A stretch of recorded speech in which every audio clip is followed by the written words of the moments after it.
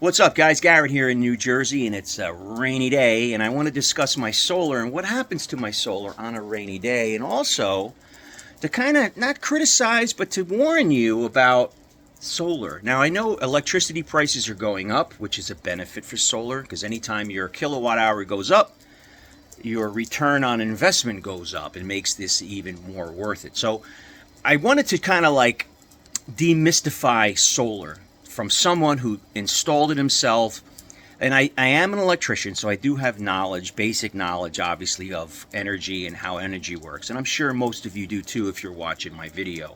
But you might be on the fence, you might be considering hiring someone to do it, you might be considering it doing yourself. And you're hearing different things about like battery storage, solar trackers, roof mount, ground mount. It's confusing. Let me give you a video to share with you my highly recommendations. Does that make sense? What I recommend the most. And let me tell you, I have been doing this now for, I guess, about 2.5 years. I started my solar journey all on my own, and pretty much almost everything except the solar panels have been replaced.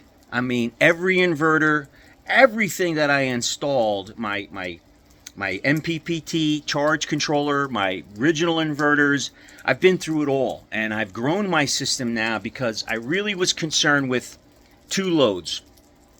I guess three loads. The first is your energy running load. Like, what does your house take just to run? Does your house take 1,000 watts to run like mine does? Maybe 1,200 watts for your internet router, your lighting, your TVs, just the basic living essentials, right? We call it life safety. Your life safety essentials, your well pump, your furnace, especially if you have propane or gas or oil, right? It's not electric. That's the main core load. Then it comes to your air conditioning. Now that to me is a core load, especially in the summertime. And what's kind of cool about solar is, you use the most electricity, I think, in the summer. Unless you have electric heat, most of us don't. We use air conditioning, so a lot of our bills go up in the summer. Swimming pools, air conditioning, and our core loads. So I wanted to design a system that could actually run my central air conditioning, that actually can charge my electric EV vans. And I struggled with that.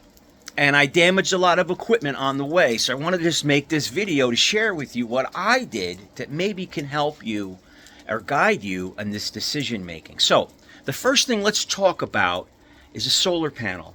And what type of solar panel and where to put it. Let me show you what I did. So 2 years ago, I installed this first solar tracker as my first experience into solar.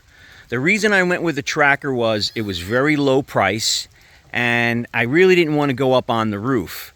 I liked this guy so much that I went in for my second solar tracker. Now, if you guys have followed the channel, I ended up egregiously putting on huge solar panels. The ones that are in the very far back on the ground array, I had put on this solar tracker, and it failed. So I ended up replacing it. But again, that was from my own hubris. You don't have to use that as a reason not to get these. These by far are the most highly recommended way for you to install solar. I cannot recommend it harder. The hardest part of this is just digging the hole. Now, I call this guy Manny and this guy is Mo. So Manny I programmed, but Mo came right out of the box. And if you see Mo, he's right now like an umbrella because it's raining. He's not seeing enough sun, so he's actually sleeping right now. Where he's seeing a little bit of the sun. So if the sun peeks out a little bit more, he'll waken up and he'll actually get pointing to the sun. This by far. Now you're going to say, what about the roof, Gar? Well, I do have a roof array, and I don't like it. It's stationary. You're stuck at whatever angle your roof is. I highly recommend, if you have the space, to go with the solar tracker. Now, those solar trackers are going to be the cheapest way for you to install a solar panel. I'm not kidding you. The ground array costs more than a solar tracker. So I recommend you go and you get the eco-worthy solar tracker. You can sometimes find it for $369 on Amazon. Where a ground array, you're at like $500, $600 and up. So first thing, solar tracker. Second thing, let's talk about inverter. Now, this is where we get a little bit sticky because this is where we run into the Underwriters Laboratory UL listing. These are not, nothing here is UL listed as far as the batteries and these two inverters. So these are made in China. Most inverters are made in China. These are called Powmister, made by SRNE. These are 6,500 watts each. Each one of these can produce 27 amps continuously. So I needed 50 amps, so that was my solution, to parallel 2 units so I could get 50 amps. Why 50 amps? I find that most systems that can put out 50 amps continuously is an excellent way for you to power your entire home. Now, it doesn't work for me because I have so many EVs, right? So, one EV charge kills this thing. So this one EV is 68 kilowatt. This is only 30 kilowatts. So let's talk about how the solar works and how I use it and how it benefits me. So my solar trackers and my ground array all come into these feeders here. I have Manny and I have Mo. Manny and Mo. So these are the disconnects that feed individual. Now you do need separate arrays when you have more than one solar inverter, which is easy to do. So, and you don't have to jump this fast, okay? You can start off small. You can start off with just one of these and say 2 batteries. That'll get you started. You're going to hear a lot of different things, especially if you're shopping solar, about inverters. You're going to hear a lot about micro inverters, which are little individual inverters that go behind each solar panel. That's a good way for the installer, because if you have a failure, you're only losing one solar panel and you won't even know it, and the installer won't even have to come out. Whereas if you do a string inverter, which these are, meaning that all of my solar panels are series and parallel together, don't get confused by that, going into the disconnects and feeding the inverter, okay? So that means I have high voltage, high current coming in to the inverter. Whereas if you had micro inverters, you'd have low voltage, low current, but it would aggregate into a combiner box. If you have one of those systems, you're going to have to pony up to change the inverter to allow for a battery, okay? That's why it's important that you don't listen to these solar salesmen. They really don't know.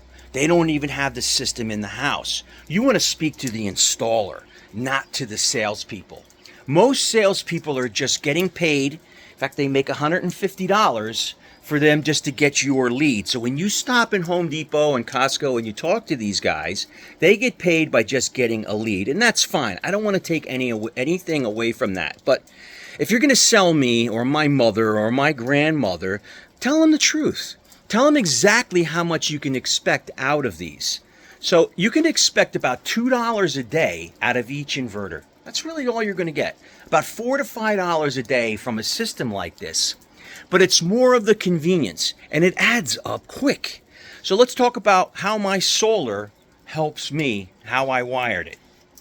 So both inverters are paralleled. They come down and feed my, what we call an emergency panel.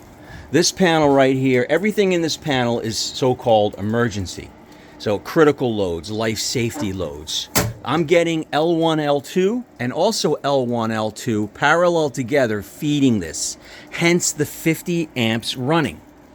So what happens is I have my core loads of my house on, so like the internet, all the TVs, things we just talked about is covered. And then I also can put on my air conditioner.